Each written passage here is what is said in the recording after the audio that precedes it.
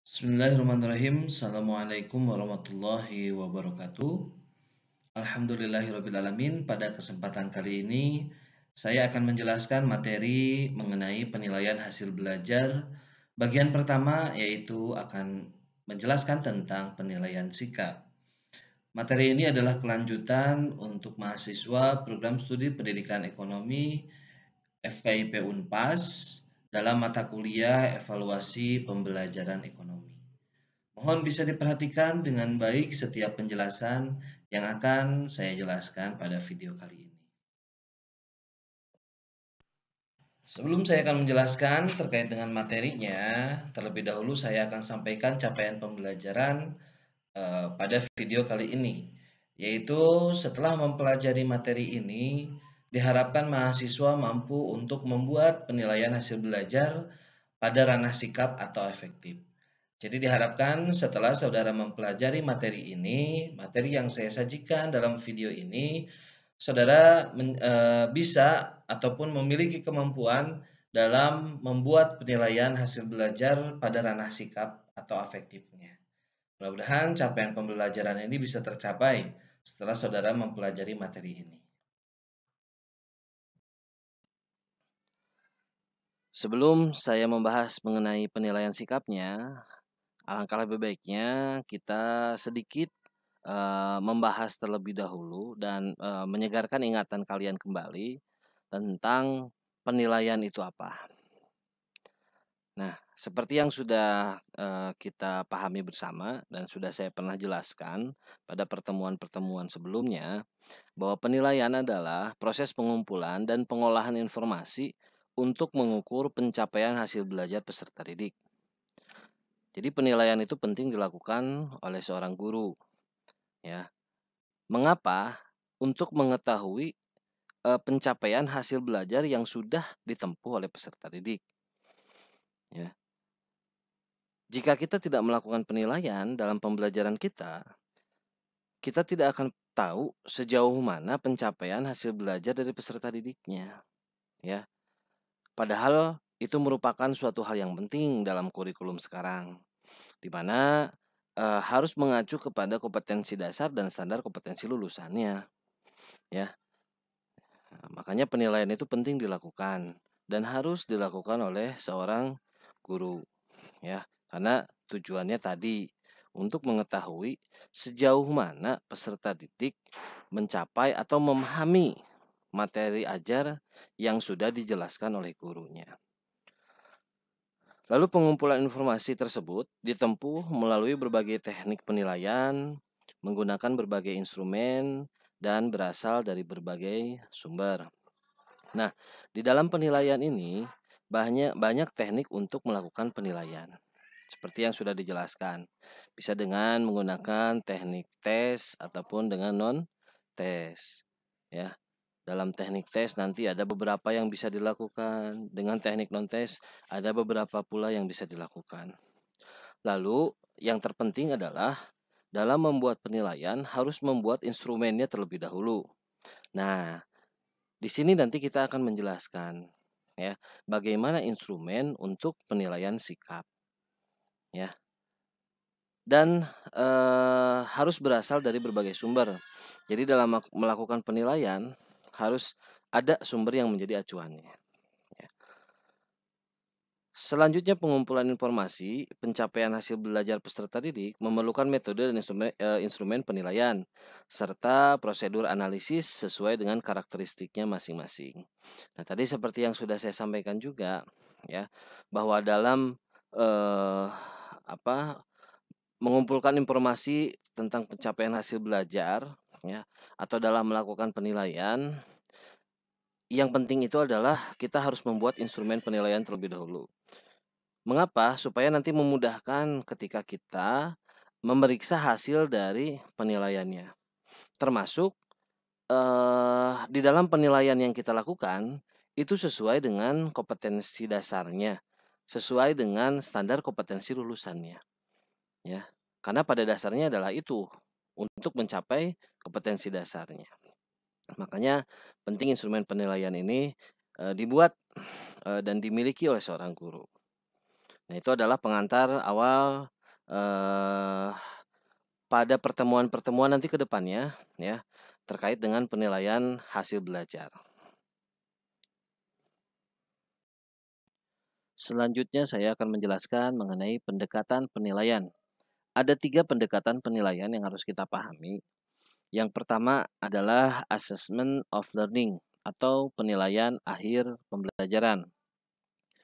Assessment of learning merupakan penilaian yang dilaksanakan setelah proses pembelajaran selesai. Nah, proses pembelajaran selesai itu tidak selalu terjadi di akhir tahun atau di akhir peserta didik menyelesaikan pendidikan pada jenjang tertentu. Pada saat setelah selesai per KD pun itu bisa dilakukan assessment of learning. Setiap guru melakukan penilaian yang dimaksudkan untuk melihat sejauh mana pencapaian hasil belajar setelah proses pembelajaran selesai dilakukan oleh guru. Berarti guru tersebut harus melakukan assessment of learning. Nah, salah satu contoh dari assessment of learning seperti yang tadi sudah saya sampaikan adalah biasanya ada ulangan harian setelah selesai 1 KD atau 2 KD. Lalu ada PTS, penilaian tengah semester, ada PAS, penilaian akhir semester, lalu ada ujian nasional. Nah, itu termasuk ke dalam assessment of learning. Dan biasanya bentuk penilaiannya itu penilaian sumatif. Lalu yang kedua, pendekatan penilaian adalah assessment for learning atau penilaian untuk pembelajaran. Assessment for learning dilakukan selama proses pembelajaran berlangsung dan biasanya digunakan sebagai dasar untuk melakukan perbaikan proses belajar mengajar. Dengan assessment for learning, guru dapat memberikan umpan balik terhadap proses belajar peserta didiknya, memantau kemajuan, dan menentukan kemajuan belajarnya. Assessment for learning juga dapat dimanfaatkan oleh guru untuk meningkatkan performa dalam memfasilitasi peserta didiknya. Jadi ada evaluasi yang dilakukan ketika melakukan assessment for learning ini.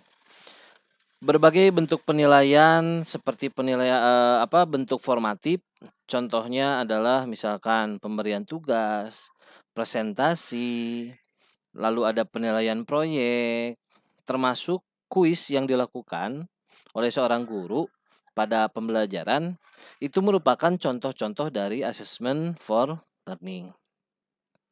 Lalu yang ketiga, pendekatan penilaian yang ketiga adalah assessment as learning atau penilaian sebagai pembelajaran. Assessment as learning mempunyai fungsi yang mirip dengan assessment for learning, yaitu berfungsi sebagai formatif dan dilaksanakan selama proses pembelajaran berlangsung. Perbedaannya, assessment as learning ini melibatkan peserta didik secara aktif dalam kegiatan penilaiannya. Nah, peserta didik itu diberikan pengalaman dan belajar juga untuk menjadi penilai bagi dirinya sendiri maupun bagi temannya. Nah, salah satu contoh dari assessment as learning di sini adalah penilaian diri sendiri ataupun penilaian antar teman. Nah, dalam assessment as learning ini juga peserta didik bisa dilibatkan dalam merumuskan prosedur penilaian, kriteria penilaian, maupun rubrik atau pedoman penilaian. Sehingga mereka dapat mengetahui dengan pasti apa yang harus dilakukan agar memperoleh capaian belajar yang maksimal. Nah, itu adalah 3 pendekatan penilaian yang harus kita pahami, yaitu assessment of learning, ya. Contohnya adalah ulangan harian, PTS, PAS atau ujian nasional. Yang kedua ada assessment for learning, penilaian untuk pembelajaran. Biasanya itu adalah bentuk tesnya formatif seperti pemberian tugas, lalu presentasi, lalu misalkan penilaian proyek dan pelaksanaan kuis. Dan yang ketiga ada assessment as learning, yaitu penilaian sebagai pembelajaran. Hampir sama dengan assessment for learning, yaitu tes formatif, tetapi ada keterlibatan dari peserta didiknya, ya. Di mana contohnya adalah penilaian diri sendiri dan juga penilaian antar teman. Nah, itu ya yang harus kita pahami tentang pendekatan penilaian ini. Selanjutnya pada salindia ini saya akan menjelaskan mengenai proporsi asesmen S, for, dan of learning. Nah, selama ini assessment of learning paling dominan dilakukan oleh seorang guru dibandingkan dengan assessment for learning dan assessment as learning. Tetapi sebenarnya penilaian pencapaian hasil belajar itu harus lebih mengutamakan assessment as learning dan assessment for learning dibandingkan assessment of learning.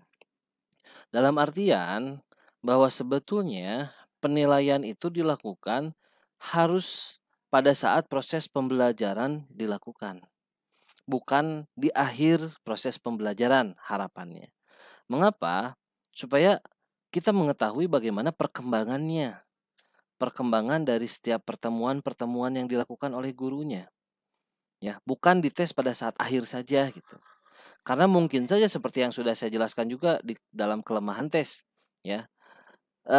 Ketika misalkan pada saat pelaksanaan tes di akhir, ya, ada kecemasan yang terjadi pada diri peserta didik dan itu akan mempengaruhi hasilnya.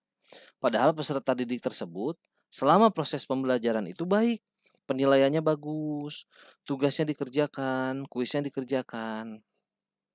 Nah, itu sebetulnya. Makanya kalau kita lihat pada gambar yang sudah saya sajikan juga, bahwa yang paling besar itu, yang paling dominan itu seharusnya assessment as learning, yaitu penilaian yang dilakukan disertai dengan peserta didiknya atau terjadinya itu pada saat proses pembelajaran, bukan di akhir pembelajaran.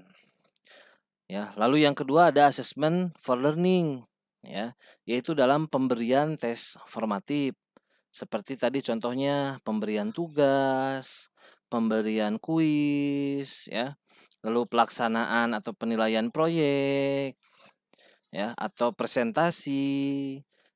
Nah, itu penting dilakukan karena itu ada dalam proses pembelajaran, ya, dibandingkan assessment of learning kayak ulangan harian, terus PTS atau PAS gitu.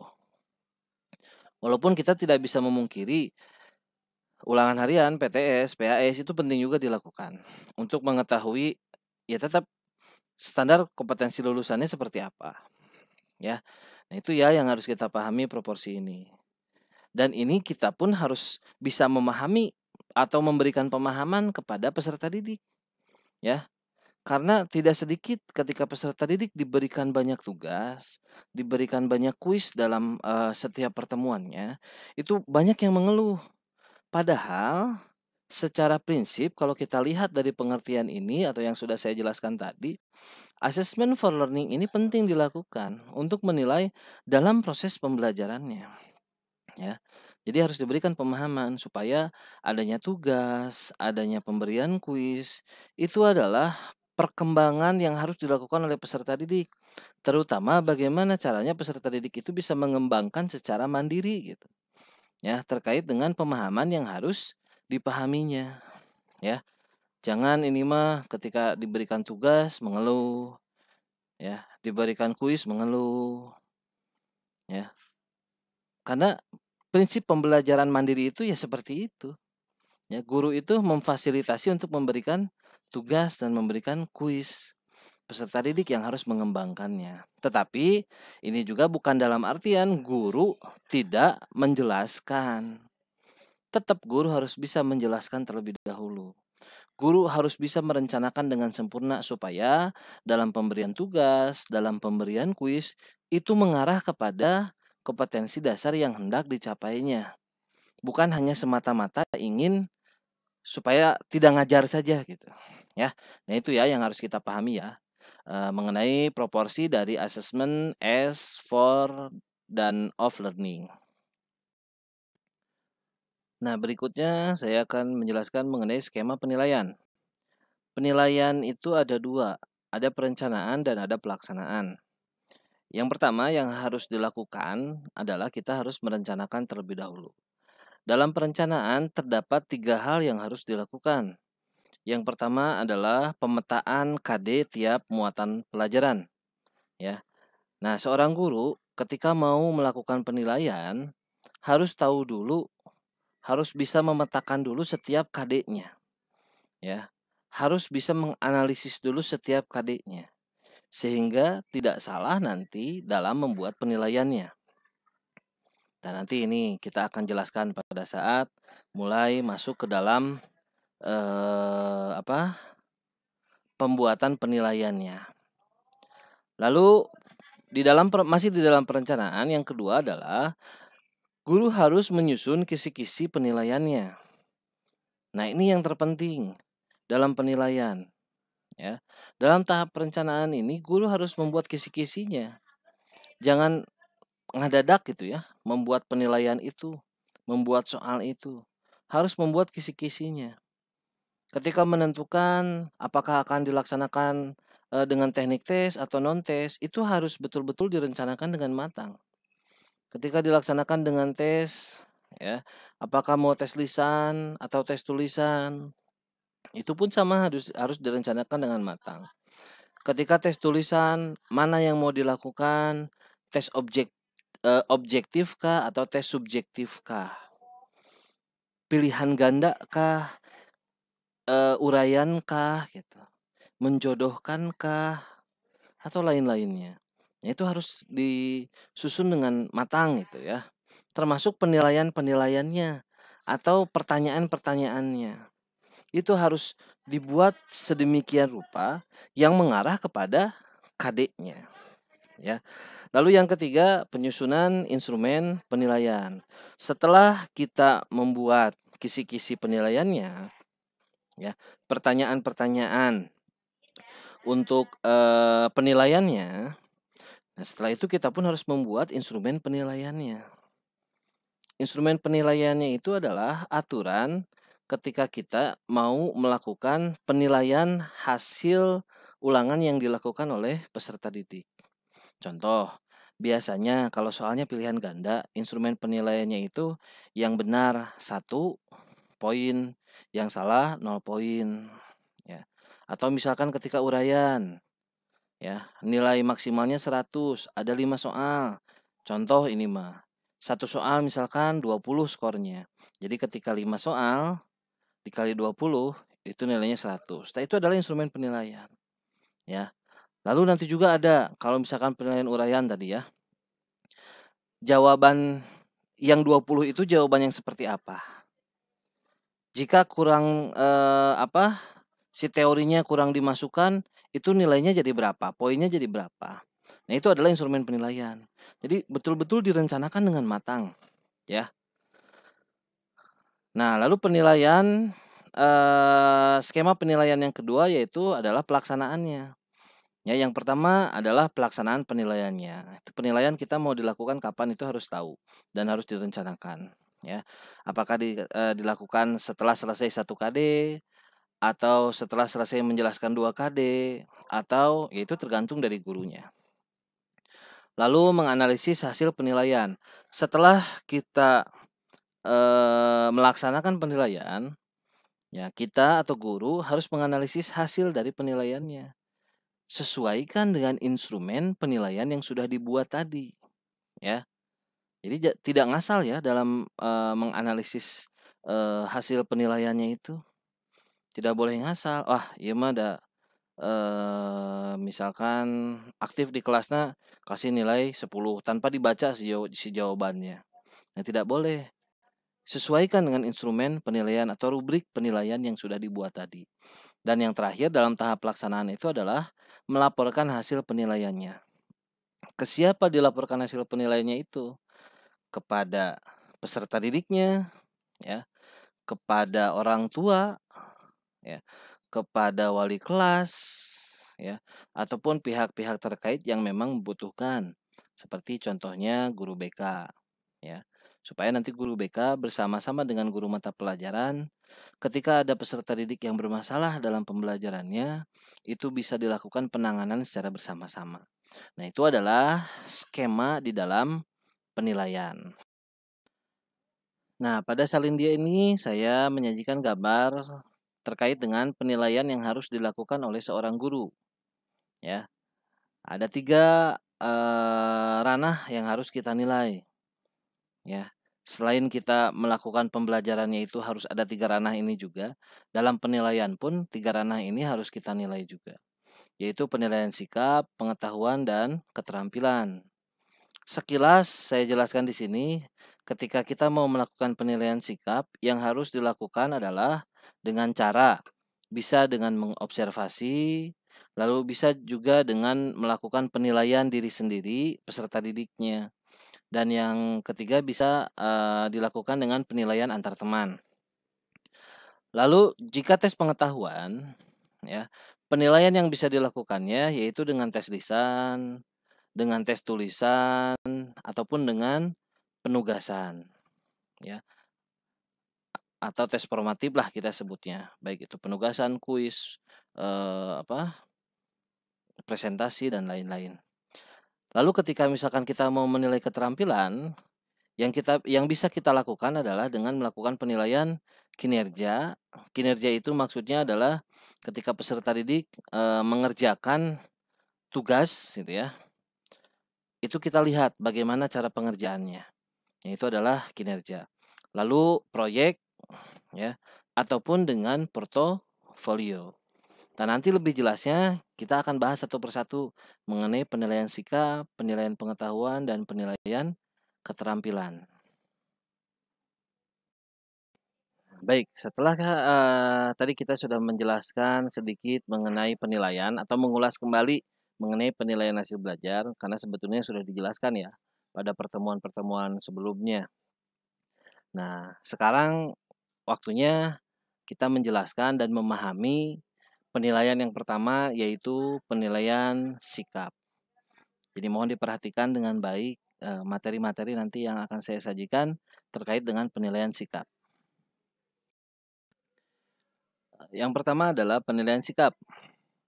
Penilaian sikap itu dilakukan untuk mengetahui kecenderungan perilaku spiritual dan sosial peserta didik di dalam dan di luar kelas sebagai hasil dari pendidikan.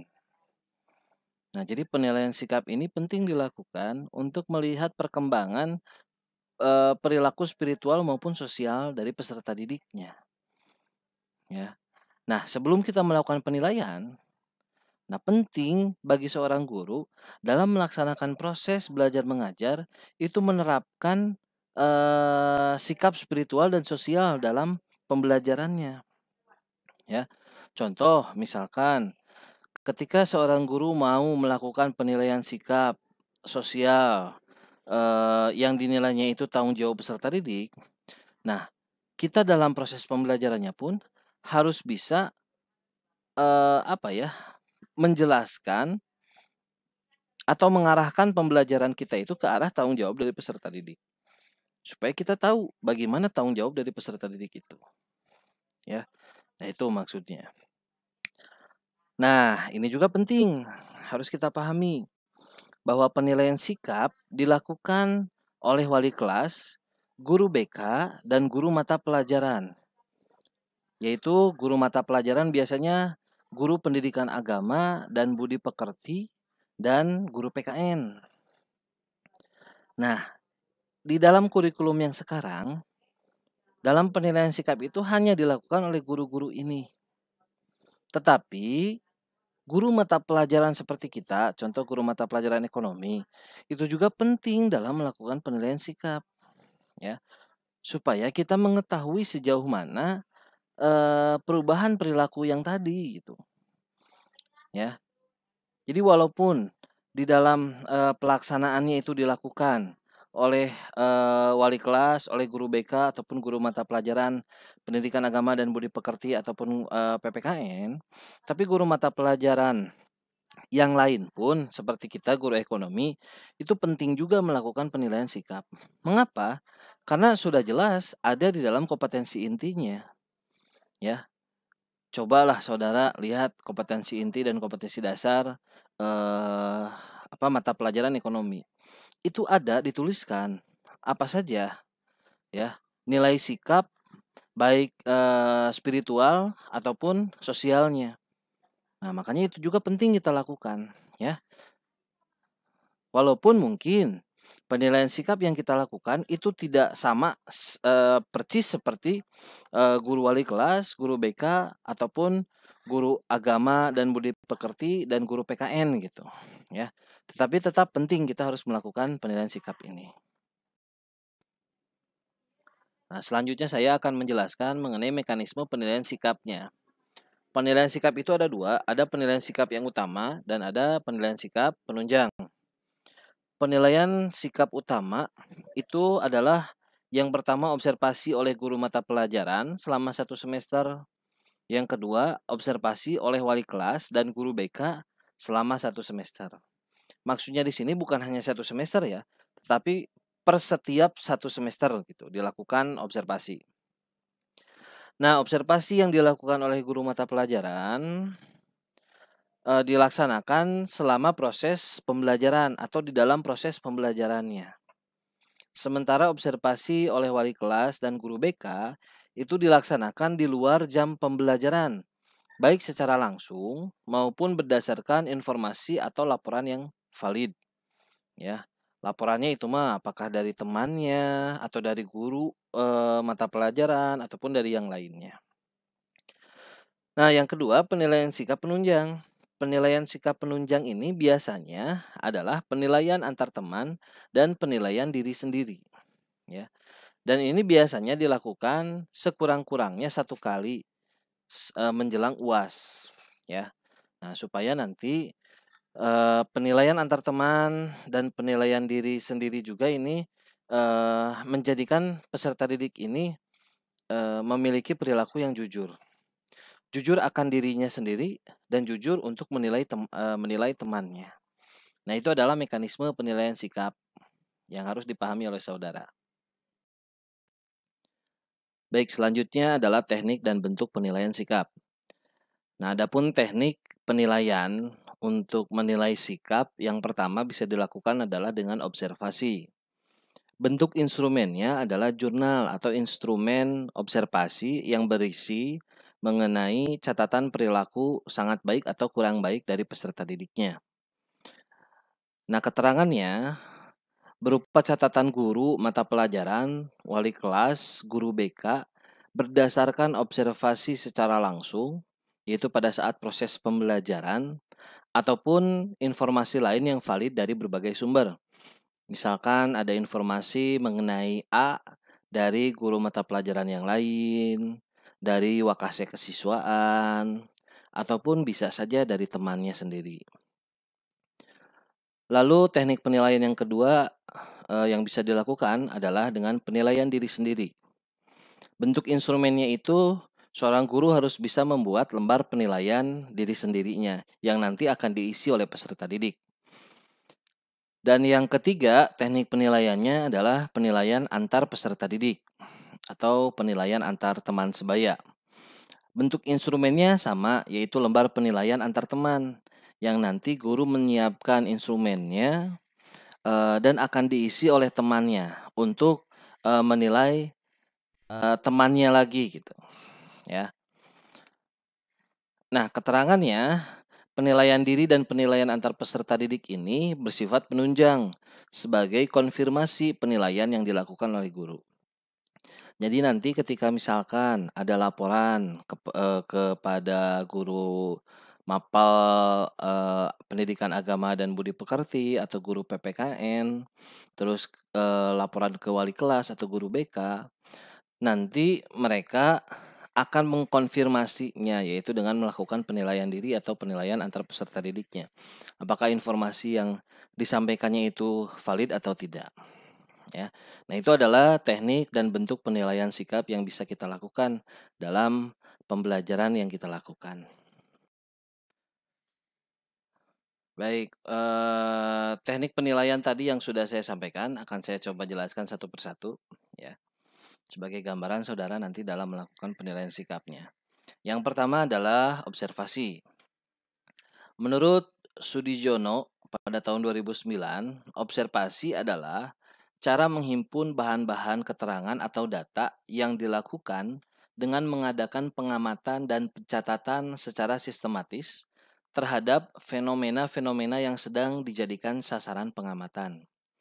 Nah, jadi kita bisa memahami ya bahwa observasi di sini adalah seorang guru itu melakukan pengamatan terhadap peserta didiknya, terhadap instrumen-instrumen yang kita jadikan bahan observasinya. Nah, instrumennya itu dilihat dari mana? Dilihat dari indikator yang hendak kita capai, ya. Indikator yang hendak kita capai. Di dalam kurikulum yang ada di kita, itu ada yang namanya kompetensi inti dan kompetensi dasar. Nah, di dalam kompetensi inti dan kompetensi dasar itu ada nilai sikap baik spiritual maupun sosial yang harus diterapkan dan harus menjadi penilaian. Nah, itu nanti indikator-indikator yang akan kita lakukan pengamatan. Nah, format observasi itu yang pertama berisi tentang indikator-indikator variabel yang diamati sudah jelas. Nah, jadi tadi seperti yang sudah disampaikan bahwa ketika kita mengobservasi, indikator-indikator yang akan kita amatinya itu harus jelas gitu. Apa saja yang menjadi indikatornya dan harus disesuaikan dengan kompetensi intinya ataupun kompetensi dasarnya, ya.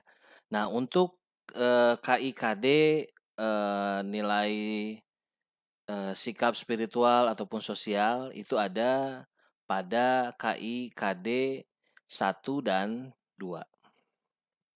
Ya. 1 itu untuk spiritual, 2 itu untuk sosial biasanya. Nah, lalu yang kedua, bersifat mikro atau spesifik.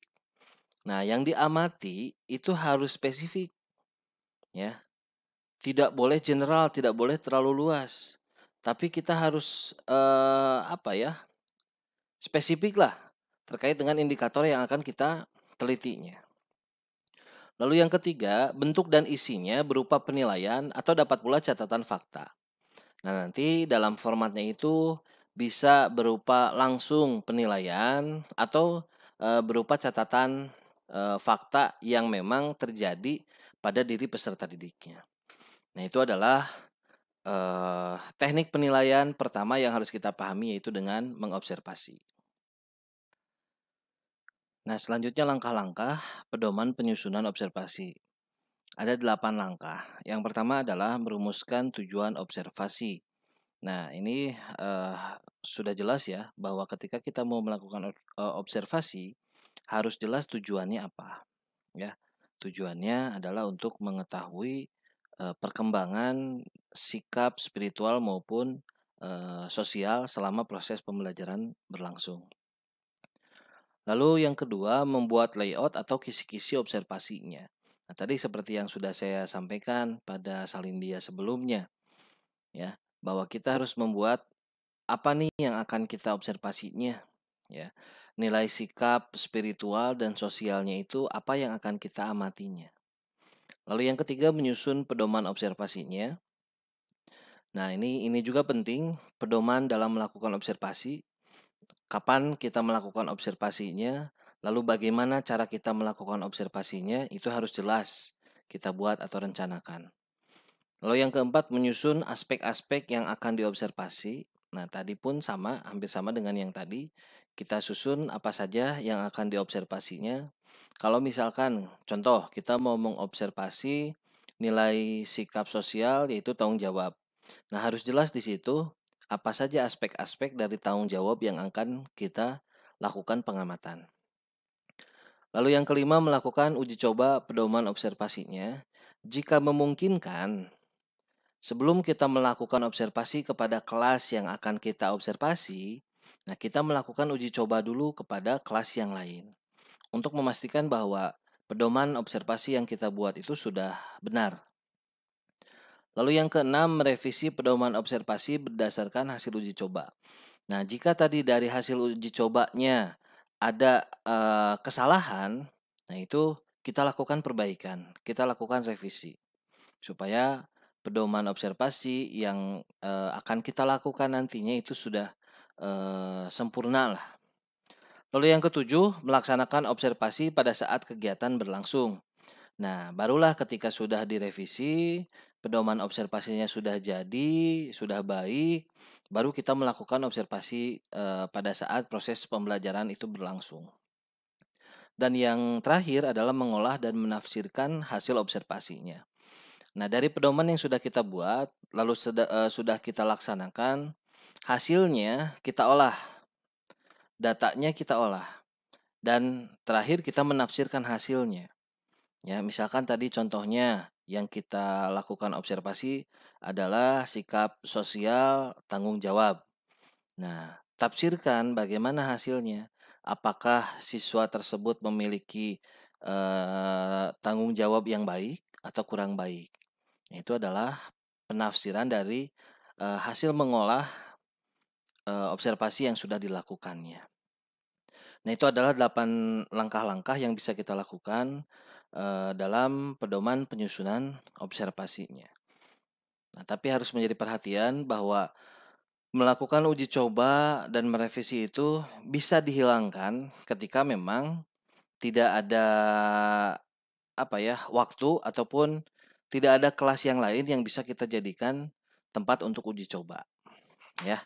Nah, itu langkah-langkahnya. Baik, selanjutnya saya akan mencontohkan bagaimana menyusun penilaian sikap dengan observasi. Yang pertama yang harus kita lakukan adalah kita harus tahu dulu KD1 dan KD2-nya. KD1 dan KD2 itu terdiri dari KD untuk sikap spiritual dan KD2 itu untuk sikap sosial. Nah, kita harus tahu dulu itu, ya. Silakan nanti cari. Nah, nanti saya tanyakan ke kalian. Untuk mengetahui kompetensi inti dan kompetensi dasar itu dilihat dari Permendikbud berapa. Silakan cari tahu sendiri. Nah, di sini saya sudah menuliskan untuk KD1 dan KD2-nya. Ya, saya sudah mengambil dari Permendikbudnya. Di mana KD1 untuk sikap spiritual yaitu menghayati dan mengamalkan ajaran agama yang dianutnya. Nah, ini untuk KD ekonomi kelas 10 ya. Karena nanti bisa berbeda-beda juga setiap jenjang kelasnya. Nah, lalu untuk KD2 untuk sikap sosialnya yaitu menunjukkan perilaku jujur, disiplin, tanggung jawab, peduli, yaitu gotong royong, kerjasama, toleran, damai.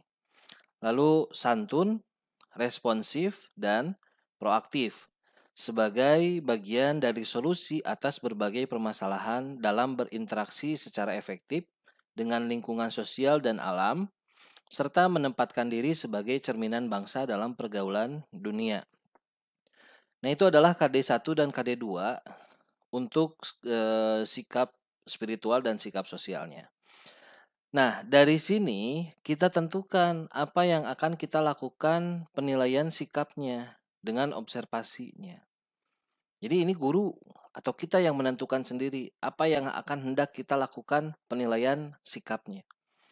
Nah, di sini saya mencontohkan dari KD 1 dari sikap spiritual, saya mengambil penilaian sikap yang dilakukan adalah religius dari peserta didiknya. Ya. Nah, lalu yang kedua, contoh untuk sikap sosial. Nah, dari perilaku jujur, disiplin, tanggung jawab, sampai dengan proaktif, saya mengambil untuk yang dilakukan penilaian sikap adalah tanggung jawab dari peserta didiknya. Nah, bagaimana cara mengambil ini? Cara mengambil indikator yang akan kita lakukan observasi yaitu dengan cara kita menganalisis dari KD3 dan KD4-nya. Dari KD pengetahuan dan keterampilannya. Kita sesuaikan. Ya. Contoh misalkan dalam ekonomi kelas 12 ada materinya itu tentang akuntansi. Pasti akan banyak praktik dalam menyusun laporan keuangan. Nah, kita ambil dalam laporan keuangan kira-kira sikap yang harus dimiliki oleh peserta didik itu apa? Oh, tanggung jawab, jujur misalkan. Dan nanti itu yang akan kita lakukan penilaian sikapnya. Ya, jadi tidak asal, harus disesuaikan dengan kompetensi dasarnya. Nah, dari kedua sikap religius atau sikap spiritual dan sikap sosial yang sudah kita tentukan tadi, buat nanti tabel bentuknya seperti ini, yang nanti ada keterangan untuk mengisinya. Jika ada 4 indikator terlihat, maka nilainya sangat baik. Jika 3 indikator terlihat, nilainya baik. Jika 2 indikator terlihat, maka cukup. Jika 1 indikator yang terlihat, maka kurang. Nah, maksud di sini adalah dari religius dan tanggung jawab ini kita tentukan 4 indikatornya secara spesifik. Yang seperti apa yang religius itu? Yang seperti apa yang bertanggung jawab itu? Ya. Nah, nanti kita akan bahas pada salindia berikutnya. Jadi itu ya, untuk pertama kali kita menyusun penilaian sikap itu. Kita tentukan KD-nya, lalu kita tentukan nilai sikap apa yang akan kita observasi, ya. Lalu kita buat tabelnya dalam bentuk seperti ini. Oke, selanjutnya dari aspek yang sudah tadi kita tentukan, yaitu sikap religius dan tanggung jawab yang akan kita nilai. Nah, kita buat indikator-indikator pernyataan yang akan kita observasinya, yang mengarah kepada nilai sikap religius dan nilai sikap tanggung jawabnya. Nah, misalkan saya contohkan, untuk nilai sikap religius ada 4 indikator yang akan menjadi bahan pengamatan untuk observasinya. Yang pertama adalah berdoa sebelum melakukan aktivitas. Yang kedua, beribadah tepat waktu. Yang ketiga, tidak mengganggu teman yang berbeda agama. Yang keempat, berdoa sesuai dengan agamanya. Nah, dari keempat indikator ini, ketika saat proses pembelajaran berlangsung, kita amati masing-masing peserta didiknya. Misalkan contoh, si A. Nah, kita amati si A. Apakah dia berdoa sebelum melakukan aktivitas? Nah, jika berdoa, nanti checklist pada pernyataan yang pertama. Lalu kita lihat juga bagaimana sikap spiritual dia, sikap religius dia ketika di luar dari pembelajaran, yaitu pada saat misalkan contoh waktu beribadah atau waktu sholat. Kita lihat apakah dia beribadahnya tepat waktu atau pada saat jamnya sholat atau istirahat, peserta didik itu hanya main saja atau misalkan di kantin. Nah, itu nanti yang akan kita nilai. Begitupun pernyataan yang ketiga dan yang keempat. Itu kita lakukan penilaian setiap masing-masing individu peserta didiknya. Lalu contoh yang kedua, karena tadi nilai sikap yang akan kita nilai yang kedua itu adalah sikap sosial, yaitu tanggung jawab. Maka kita pun harus membuat indikator-indikator yang menyatakan peserta didik itu bertanggung jawab. Nah, contoh misalkan yang pertama, pelaksanaan tugas piket secara teratur. Jadi peserta didik tersebut melaksanakan tugas piketnya sesuai dengan jadwalnya. Lalu yang kedua, peran serta aktif dalam kegiatan diskusi kelompok. Lalu yang ketiga, mengajukan usul pemecahan masalah. Yang keempat, mengerjakan tugas sesuai dengan yang ditugaskan. Nah, ini adalah pernyataan-pernyataan yang mengarah kepada nilai sosial tanggung jawab peserta didik. Nah, sama dengan tadi yang di religius, kita sebagai seorang guru harus melakukan pengamatan per masing-masing peserta didik untuk tanggung jawabnya. Dilihat dari indikator-indikator yang sudah kita tentukan ini. Ya. Nah, jadi langkah yang kedua setelah kita menentukan nilai sikap apa yang akan kita observasi, kita buat indikator-indikatornya yang mengarah kepada nilai sikap tersebut. Ya. Nah, supaya ini lebih spesifik lagi. Kalau misalkan tadi kan contohnya misalkan tanggung jawab nih. Nah, tidak ada indikator-indikatornya, tanggung jawab itu luas gitu. Yang seperti apa yang bisa kita katakan peserta didik itu memiliki tanggung jawab. Nah, makanya harus membuat indikator-indikatornya, ya. Nah, itu ya yang harus dilakukan ya.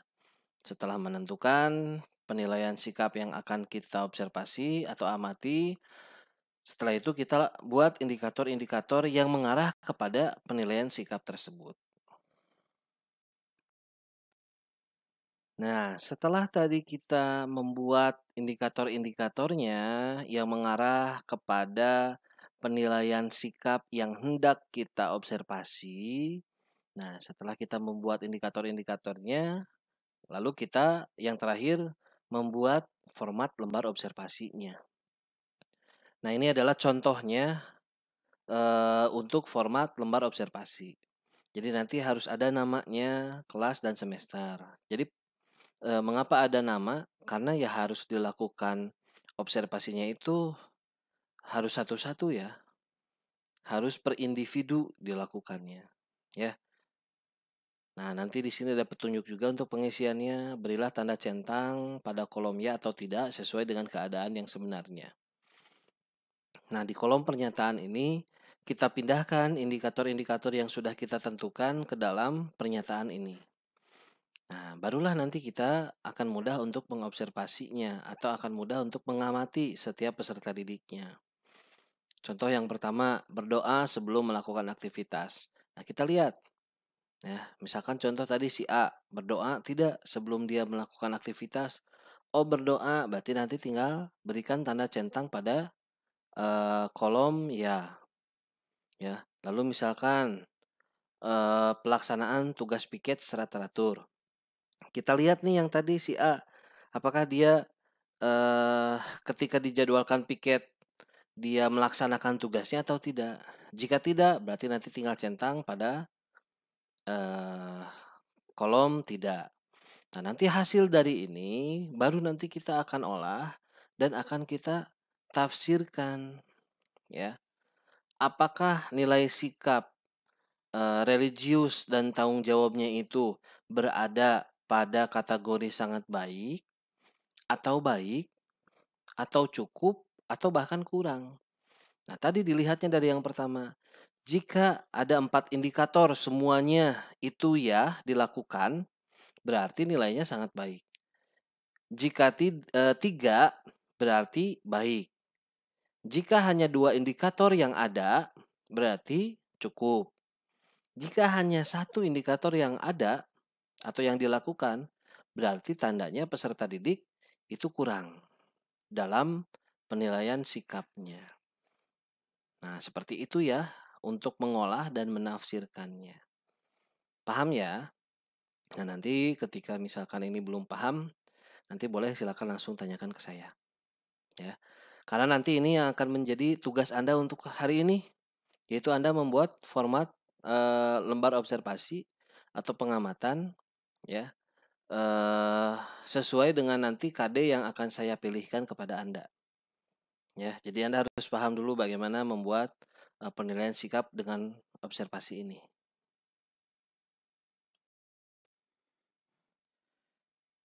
Teknik penilaian yang kedua yaitu penilaian diri sendiri.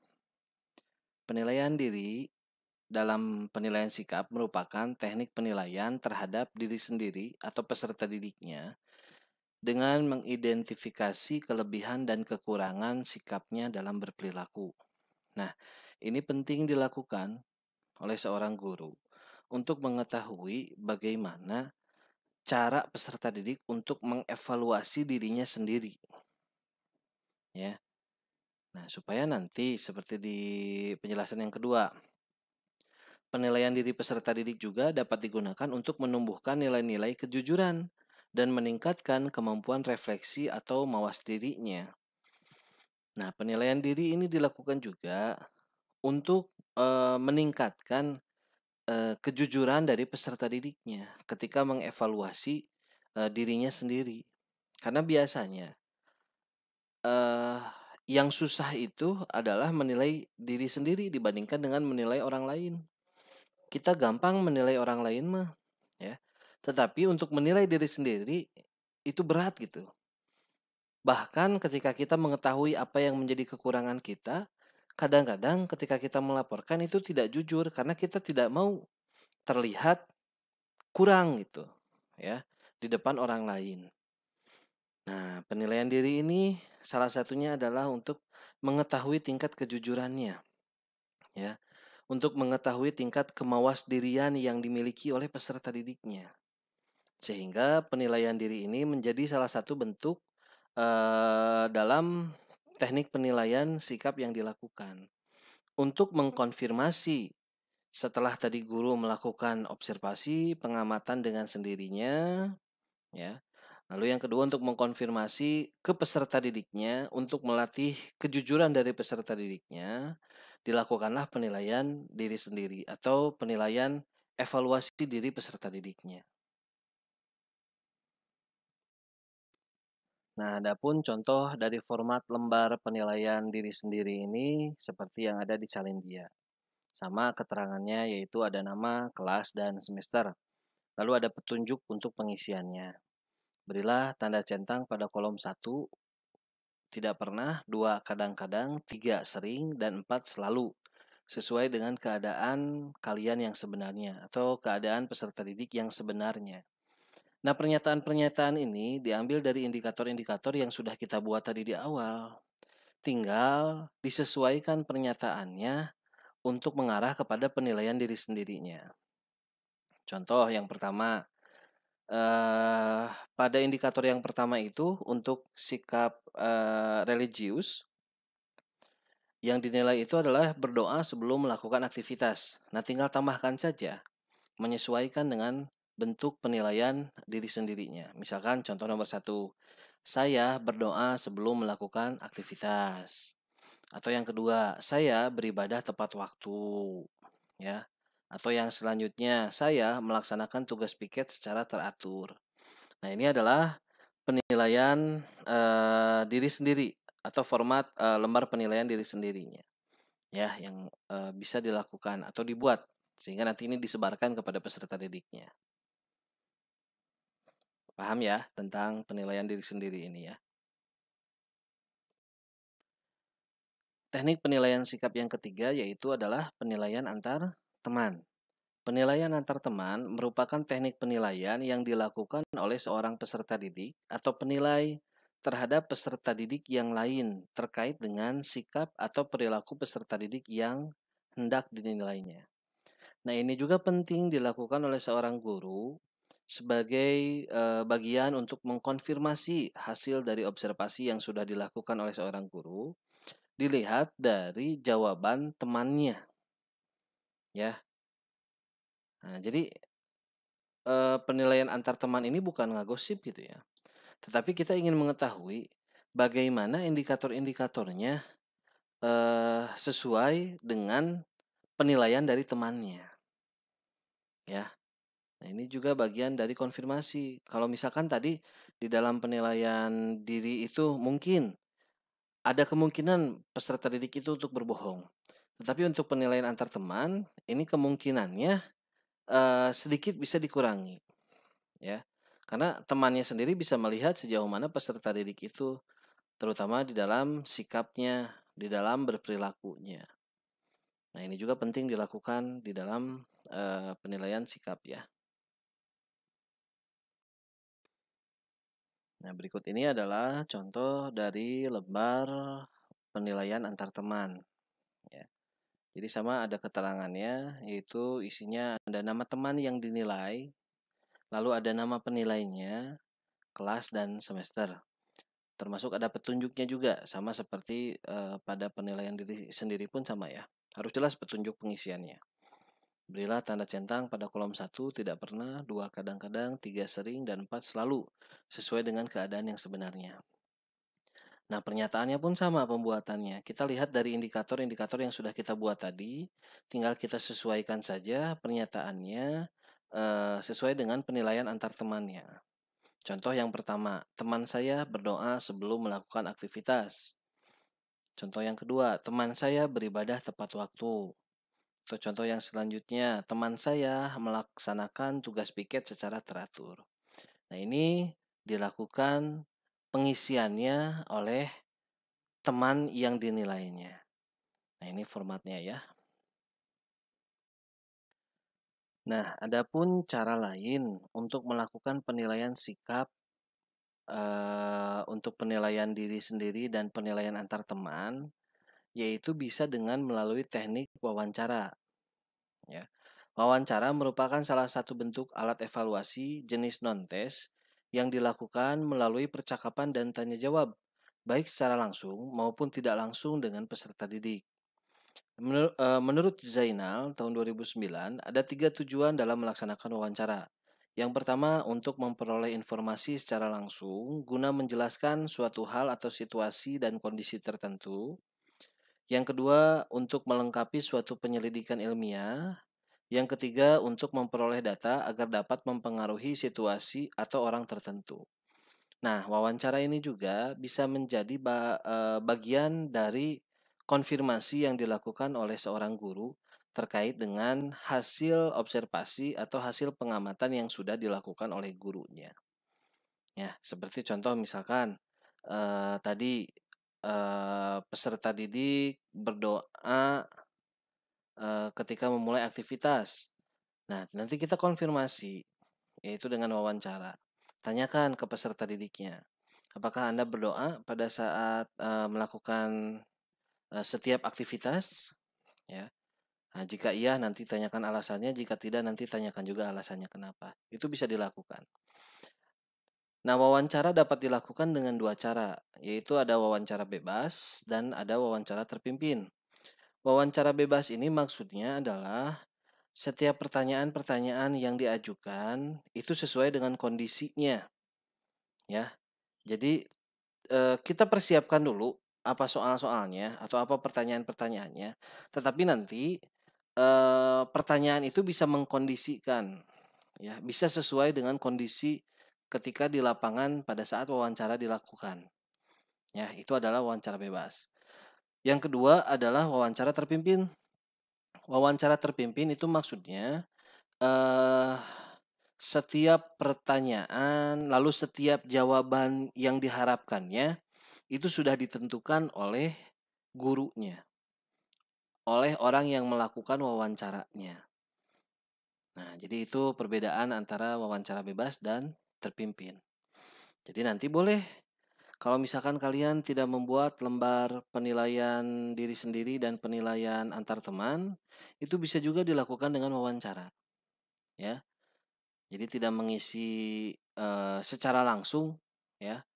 Bisa disebutlah angketnya lah, lembar pengamatannya, ya, tetapi bisa melalui wawancara dilakukan. Nah, setelah kita memahami teknik penilaian yang dilakukan, baik itu dengan observasi, baik dengan penilaian diri sendiri, ataupun penilaian antar teman, nah selanjutnya kita harus memahami bagaimana melakukan pengolahan nilai sikapnya.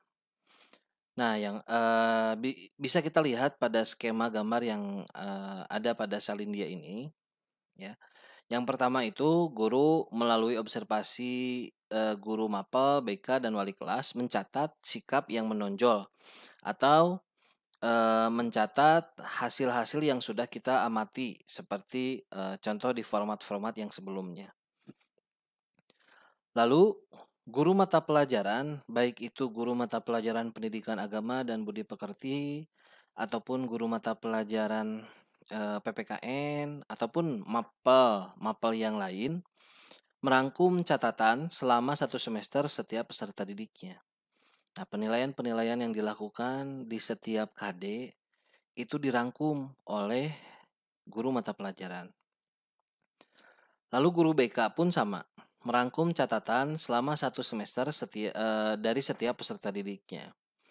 Nah, wali kelas pun sama, merangkum catatan selama 1 semester setiap peserta didiknya yang sudah dilakukan pengamatan.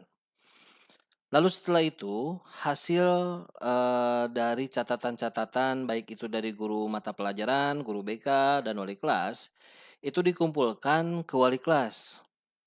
Semuanya nanti dikumpulkan ke wali kelas. Nah, wali kelas harus mengolah kembali data-data yang sudah diberikan oleh guru mata pelajaran dan guru BK, termasuk penilaian yang sudah dilakukan oleh wali kelasnya itu sendiri.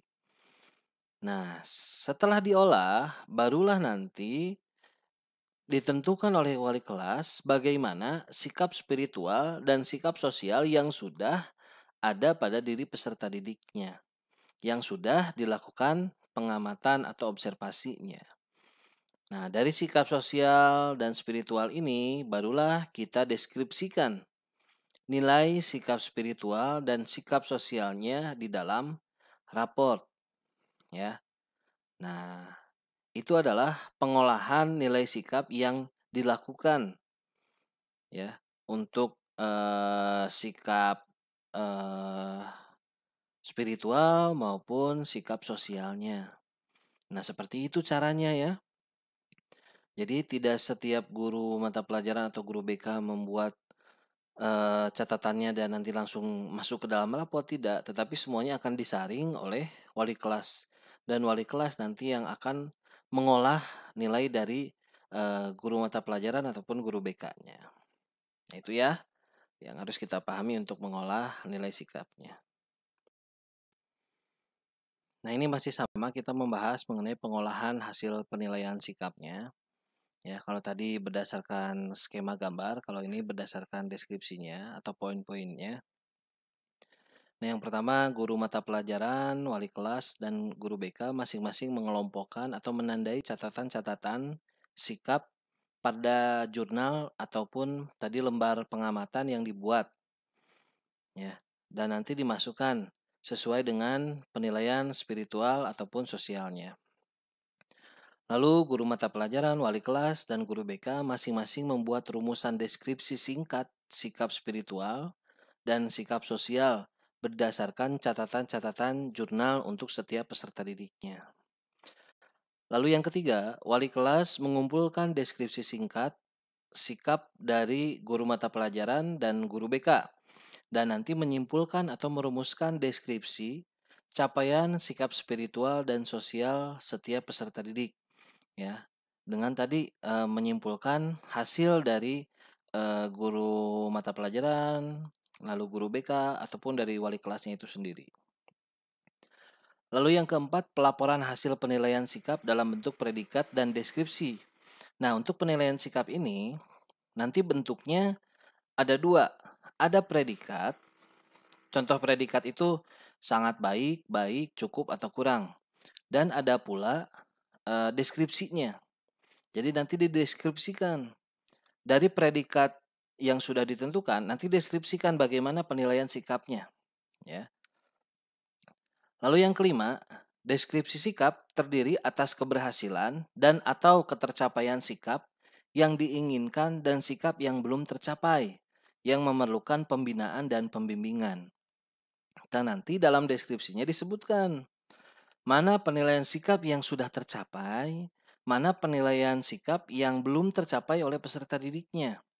Sehingga nanti untuk menentukan pembinaan ataupun pembimbingan baik oleh wali kelas ataupun oleh guru BK. Dan yang keenam, yang terakhir, deskripsi dalam bentuk kalimat positif, memotivasi dan bahan refleksi. Nah, dalam membuat deskripsinya, kalimatnya itu harus kalimat yang positif. Kalimatnya itu kalimat yang memotivasi dari peserta didiknya. Kalaupun misalkan ada nilai sikap yang belum dicapai oleh peserta didik, kita tidak boleh menyalahkan peserta didiknya. Tetapi kalimatnya kita buat sehingga peserta didik itu bisa termotivasi, ya, untuk mencapai nilai sikap yang diharapkan, ya. Jadi jangan sampai kita eh, harus inilah intinya, harus bisa memotivasi, mengembangkan semangat dari peserta didiknya. Jangan sampai kita memutuskan semangat dari peserta didiknya. Nah, sehingga dalam membuat deskripsinya itu harus kalimat yang memotivasi atau kalimatnya itu kalimat positif dan bahan refleksi ataupun bahan perubahan bagi peserta didiknya. Nah, itu adalah pengolahan hasil penilaian sikap. Nah, berikut contoh rumusan deskripsi capaian sikap spiritual dan sosialnya. Nah, seperti yang sudah saya sampaikan pada salindia sebelumnya dalam pengolahan nilai sikap, ya. Nah, harus ada 2 eh, keterangan untuk penilaian sikap ini, yaitu ada predikat dan ada deskripsinya. Nah, untuk predikat, nah seperti yang sudah saya sampaikan, predikatnya itu ada predikat yang sangat baik, ada cukup, ada kurang, ya. Nah, untuk deskripsinya sekali lagi saya sampaikan di sini, harus kalimatnya itu kalimat yang positif, kalimat yang memotivasi peserta didiknya, kalimat yang bisa melakukan refleksi, ya, atau perubahan bagi peserta didiknya. Nah, contoh untuk sikap spiritual, misalkan predikatnya sangat baik, ya, maka deskripsinya adalah selalu bersyukur dan berdoa sebelum melakukan kegiatan, serta memiliki toleran pada agama yang berbeda dan ketaatan beribadah mulai berkembang. Nah, ini dilihat dari indikator-indikator yang tadi, yang sudah saya buat juga. Nah, contoh misalkan si A tadi ya, predikatnya sangat baik karena dia bisa selalu bersyukur dan selalu berdoa dalam melakukan kegiatan, lalu memiliki toleran ya kepada agama yang lain dan ketaatan dalam beribadahnya itu mulai berkembang. Dalam artian misalkan ketepatan waktu dalam beribadahnya sudah bagus gitu, tinggal nanti dikembangkan. Lalu kalau misalkan contoh yang sikap sosial misalkan predikatnya itu baik. Baik itu berarti kalau kita ambil contoh yang tadi, baik itu berarti ada 3 indikator yang tercapai ya. Nah, berarti eh, satu indikator yang tidak tercapainya atau belum tercapainya itu kita masukkan menjadi kalimat memotivasi. Bukan menyalahkan sekali lagi ya. Contohnya, deskripsinya itu memiliki tanggung jawab yang baik, namun perlu diperhatikan dalam mengumpulkan setiap tugasnya. Harus sesuai dengan waktunya atau tepat waktu. Dan sikap kepedulian mulai meningkat. Nah, ini kan bisa kita lihat dalam deskripsi ini berarti ada satu yang belum tercapai yaitu waktu dalam pengumpulan tugasnya kadang-kadang suka terlambat. Nah, ini harus seperti ini kalimatnya. Harus memotivasi, harus sebagai bahan refleksi atau perbaikan bagi peserta didiknya. Ya, bisa dipahami ya oleh saudara ya. Bagaimana predikat ataupun deskripsi yang harus ada di dalam penilaian sikap, ya. Demikian materi yang bisa saya jelaskan terkait dengan penilaian sikap ini. Mudah-mudahan saudara bisa memahaminya dan nanti bisa mengaplikasikannya atau mengimplementasikannya ketika saudara akan membuat penilaian sikap pada pembelajaran. Terima kasih atas perhatiannya. Billahi taufiq wal hidayah. Assalamualaikum warahmatullahi wabarakatuh.